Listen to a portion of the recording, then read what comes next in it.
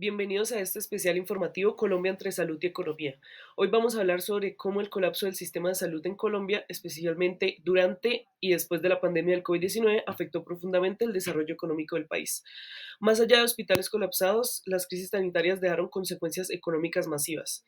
Por su recesión, causó desempleo, caída del consumo, pérdida de productividad y un aumento de la deuda pública. En los próximos minutos analizaremos estas conexiones desde datos reales, vivencias humanas y modelos macroeconómicos. Sí, así es. En 2020 Colombia sufrió la peor recesión económica en más de 50 años. El Producto Interno Bruto, en primer lugar, se redujo en un 6,8%, lo que significa que el país produjo muchísimos menos bienes y servicios que el año anterior. Esta caída fue incluso más grave que la de la crisis financiera de 1999.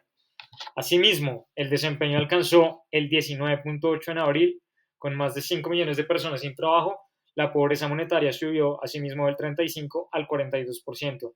Todo esto ocurrió básicamente porque el sistema de salud no logró contener la pandemia a tiempo, forzando, por ejemplo, cierres prolongados y afectando toda la actividad productiva. Gracias, Juan. Y continuando, me gustaría introducir una vivencia relacionada con mi vida. Mi hermana es médica. Durante la pandemia vi cómo llegaba agotada, sin insumos y sin recibir pagos a tiempo. A veces tenía que decidir a quién atender primero por falta de camas o equipos. Su historia no es única, miles de profesionales vivieron lo mismo en pandemia. Este colapso humano dentro del sistema de salud también tiene consecuencias económicas. Sin personal médico motivado y estable, los servicios se deterioran, se pierden vidas y se reduce la confianza en el Estado. Eso genera un efecto en cadena que impacta la productividad laboral y la inversión en salud. En este mismo orden, desde el modelo de Higgs-Hansen, el país vivió un fuerte choque negativo de la demanda. Las familias, en primer lugar, dejaron de consumir, las empresas dejaron de invertir, y para mitigar el golpe, digamos que el Banco de la República redujo la tasa de interés del 4,5 al 1,75%. En este orden de ideas, el gobierno aumentó el gasto en programas sociales como el ingreso solidario, subsidios a nóminas, el déficit fiscal se disparó del 2,5% al 8,9% del PIB.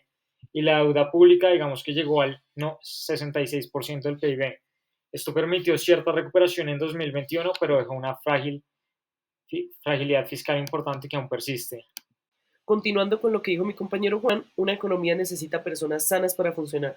Según FIFARMA, la pérdida de productividad por enfermedad le cuesta a Colombia aproximadamente un 3,5% del PIB cada año. Durante la pandemia, esto se agravó por la enfermedad directa y por las secuelas emocionales y físicas que dejaron a muchos trabajadores inactivos o menos eficientes. Sectores como el de la educación también se vieron afectados, niños sin clases presenciales, docentes sin recursos. Todo esto disminuye el capital humano del país, afectando el crecimiento económico a futuro, y un país con mala salud es un país menos competitivo. Totalmente de acuerdo, Valeria. En 2024, la crisis del sistema de salud en Colombia no solo continúa, sino que se ha agravado. Las EPS deben más de 18 billones de pesos a clínicas y hospitales. Esto ha llevado a protestas, cierres de servicios, aumento de tutelas médicas y migración personal. Y lo más preocupante es que la gente ha perdido la confianza en el sistema de salud. Esto limita la inversión privada en el sector, empeora la atención médica y afecta aún más la productividad laboral. Es un círculo vicioso y difícil de romper si no se toman acciones ya. Bueno, y teniendo en cuenta, digamos, la crisis actual, el Estado está atrapado. Si no asume parte de las deudas del sistema de salud, muchas instituciones colapsarán. Pero si lo hace, tendrá que recortar inversiones en educación, infraestructura y otros sectores clave. Además, no solo esto, sino que también los altos niveles de deuda comprometen la sostenibilidad fiscal. La salud dejó de ser solo un gasto, o es un factor que define la estabilidad macroeconómica del país. Necesitamos una reforma estructural que garantice financiación y eficiencia. Muchas gracias, Juan. Y ya para ir cerrando esto, quiero enfatizar que la pandemia nos enseñó que sin salud no hay economía.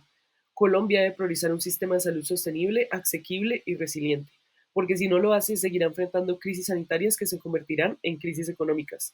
Invertir en salud no es lujo ni gasto secundario, es una inversión en capital humano, productividad y en el futuro del país. Un país más saludable es un país más fuerte, y ese debe ser nuestro objetivo común desde la política pública y ciudadana. Esto es todo por hoy, nos vemos en una próxima emisión.